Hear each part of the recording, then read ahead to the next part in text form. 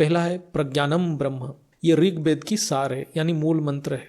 जो बुद्धि अर्थात जो ज्ञान केवल चेतनत्व का अनुभव कर रहा है वही केवल प्रज्ञानम है। हम दूसरे ज्ञान को प्रज्ञानम नहीं कहेंगे। जो बुद्धि में केवल चेतनत्व का अनुभव हो रहा है यानी केवल चेतनत्व का ज्ञान ही प्रज्ञानम है। चेतन के अलावा और कोई भी ज्ञान को हम प्रज्ञानम नहीं कह सकते हैं। ये केवल विवेक बुद्धि से अनुभव होता है, इसलिए ज्ञान को ब्रह्म कहा गया है। क्या लाइट को हम ज्ञान कह सकते हैं? लेकिन वेद में ज्ञान को हम प्रकाश कहेंगे, कहता भी है, लेकिन वेद में ज्ञान को हम प्रकाश कहते हैं, ज्ञान रूपी प्रकाश। लेकिन लाइट को हम ज्ञान नहीं कह सकते हैं। लाइट तो इंद्रियों से देखा जाता है। क्या प्रज्ञानम को इंद्रियों से अनुभूति हो सकता है? ये सब प्रश्न बेहद की आत्मा अपने आप को करना चाहिए और बुद्धि को अति सूक्ष्म स्तर पे ले जाना चाहिए। दूसरा है अहम ब्रह्मास्मि।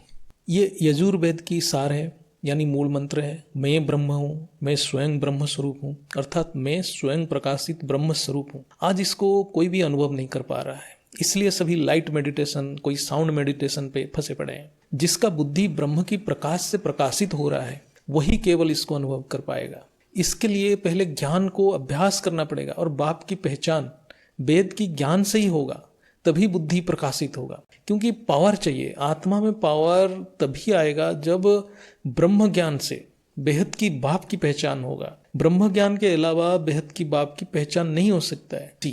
तीसरा महावाक्य है तत्त्वमसि। ये सामवेद की सार है यानी मूल मंत्र है, अर्थात तुम वही हो यानी ब्रह्म ही हो। हर एक आत्मा की स्रोत वही ब्रह्म है। ये बात बुद्धि में बैठ जाएगा तो अहंकार खत्म हो जाएगा। चौथा है अयं आत्मा ब्रह्म। ये आत्मा ब्रह्म है। ये अथर्ववेद की सार है यानी मूल मंत्र है। इसका अर्थ है हर एक आत्मा ब्रह्म की स्वरूप है। वेद में केवल आत्मा की अनुभूति की बात किया गया है। पहला महावाक्य से ये पक्का हो जाता है कि केवल ज्ञान के द्वारा ही ब्रह्म की अनुभूति होगा, अर्थात ये बुद्धि की खेल है। मायाजीत केवल शुद्ध बुद्धि से संभव है। यहाँ शरीर, इंद्रियां या मन की कार्यक्षेत्र नहीं है। इसलिए परम ज्ञान केवल बुद्धि की खेल है। तत्त्वमसि अर्थात गुरु शिष्य को उपदेश दे रहा है कि तुम वही हो, अर्थात वही ब्रह्म ही हो। ऐसा उपदेश आज कोई आपको दे सकता है क्या? ये एक बार सोचें। जब गुरु को ही पता नहीं वो कौन है तो वो शिष्य को क्या बताएगा? जिसमें अपने अंदर ही कॉन्फिडेंस नहीं है कि वो खुद ब्रह्म स्वरूप है, वो दूसरे को क्या उपदेश देगा? तो केवल बेहद की बाप में वो स्वरूप प्रकट हुआ है। केवल वही बता सकते हैं कि तुम ही ब्रह्म हो और कोई नहीं बता सकता है। ज्ञान की नित्य निरंतर अभ्यास और मनन से पता चल जाता है कि ये आत्मा ही ब्रह्म है। फिर अंत में आत्मा खुद अनुभूति कर लेता है कि मैं ही स्वयं ब्रह्म हूँ यानी मैं ब्रह्म से अभिन्न हूँ।